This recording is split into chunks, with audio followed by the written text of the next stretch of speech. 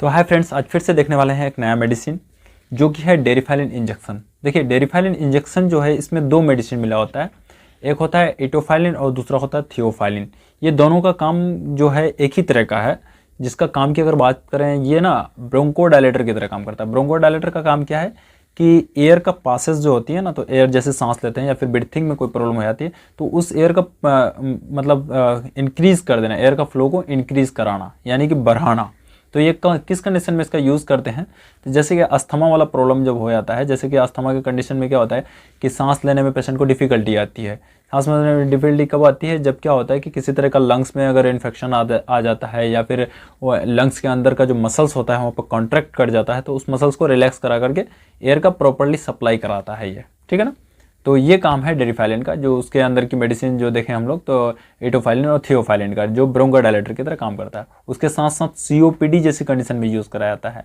COPD क्या होता है कि क्रोनिक ऑब्स्ट्रक्टिव पुल्मोनरी डिसऑर्डर, जहाँ पे पुल्मोनरी का मतलब होता है कि यानी पुल्मोनरी से रिलेटेड बात आती है तो वहाँ पे मतलब होता है कि लंग्स, यानी लंग्स में डिसऑर्डर जब हो जाता है, चाहे वो किसी तरह का बैक्टीरिया का इन्फेक्शन के कारण मसल्स वहाँ का जो है कॉन्ट्रैक्ट कर जाता है, या फिर कभी कभी क्या होता है कि जब किसी बैक्टीरिया का इन्फेक्शन हो जाता है ना, तो वहाँ पे एल्वेलाई जो होती है लंग्स के यूनिट, या फिर ब्रोंकाई जो होती है, या फिर ब्रोंक्यूल्स जो होती है, वहाँ पे इन्फेक्शन के कारण वहाँ का मसल जो है कॉन्ट्रैक्ट कर जाता है। जब कॉन्ट्रैक्ट कर जाता है तो एयर का प्रॉपर सप्लाई नहीं हो पाता है, और जैसे एयर का प्रॉपर सप्लाई नहीं होगा तो क्या होगा था, पेशेंट का ब्रीथिंग में प्रॉब्लम होगी, यानी कि सांस फूलने लगेगा और प्रॉपरली वो सांस नहीं ले पाएगा, ठीक है ना। तो वैसी कंडीशन में भी यूज़ करा जाता है। तो ये काम की अगर बात करें ना, तो ये क्या करता है, जैसे कि लंग्स के अंदर कोई मसल्स मतलब कॉन्ट्रैक्ट कर जाता है, तो कॉन्ट्रैक्ट करने के कारण तो एयर का पास क्लियरली नहीं हो पाएगा। जब एयर का पास नहीं हो पाएगा तो क्या होगा, सांस लेने में डिफ़िकल्टी होती है।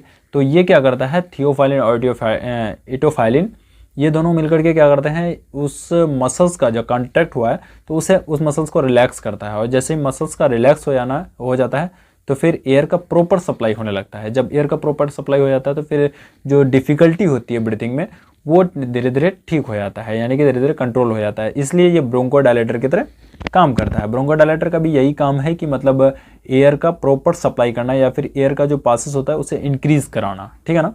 तो इस तरह से ये काम करता है। यहाँ तक आप लोग को समझ में आ गया कि किस तरह से ये काम करता है और कौन कौन सी कंडीशन में यूज़ करा जाता है। देखिए फ्रेंड्स, इसका कुछ साइड इफेक्ट भी है, जैसे कि नोजिया, वोमिटिंग और डेजीनेस होना, या फिर भूख ना लगना, एनोरेक्सिया जैसी कंडीशन। तो ये कुछ साइड इफेक्ट हैं। ऐसा अगर कुछ भी होता है तो मेडिसिन को यूज़ नहीं करना है। ये आपको टैबलेट और इंजेक्शन दोनों फॉर्म में मिल जाएगा। डिपेंड करता है, अगर सिविरिटी बहुत ज़्यादा है तो वो टैबलेट फॉर्म में बहुत ज़्यादा देर तक दिया जा सकता है, लेकिन वहीं पे अगर कंडीशन कुछ कम रहती है तो उसे इंजेक्शन वगैरह भी यूज़ करा जा सकता है। डिपेंड करता है डॉक्टर पे कि पेशेंट का क्या हालात है, ठीक है ना। उसके अकॉर्डिंग इस मेडिसिन का प्रिस्क्रिप्शन बनाया जाता है, ठीक।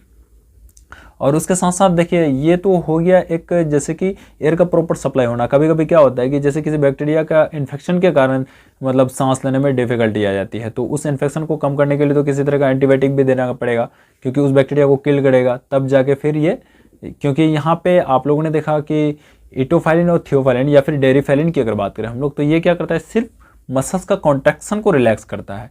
ये नहीं कि ये किसी तरह का इन्फेक्शन हुआ है तो उस इन्फेक्शन को ठीक करता है, नहीं, उसका इन्फेक्शन को ठीक करने के लिए फिर अलग से कोई एंटीबायोटिक डॉक्टर्स प्रिस्क्राइब करेंगे, ठीक है फ्रेंड्स।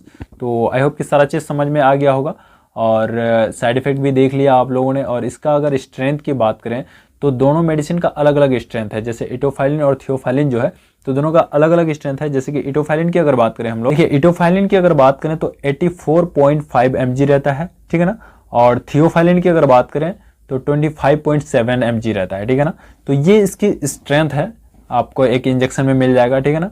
और देखें तो वो डिपेंड करता है, फिर डोज की अगर बात करें तो डिपेंड करता है सीविरिटी कैसा है, या फिर पेशेंट का एज, वेट, वो सारा चीज़ डायग्नोज करने के बाद, यानी कि उसका इन्फेक्शन वगैरह सारा चीज़ देखने के बाद ही इसका डोज प्रिस्क्राइब किया जाता है, ठीक है फ्रेंड्स। तो आई होप कि सारा चीज़ क्लियर हो गया कि डेरिफाइलिन का कहाँ यूज़ करते हैं और किस कंडीशन में दिया जाता है। सीओपीडी भी समझ गए और अस्थमा जैसी कंडीशन भी समझ गए कि ये क्या चीज़ होती है, ठीक है। तो वैसे कंडीशन में इस मेडिसिन का यूज़ करते हैं। आई होप कि सब कुछ समझ में आ गया। तो ठीक है, मिलते हैं फिर नेक्स्ट वीडियो में, तब तक के लिए समाप्त करते हैं।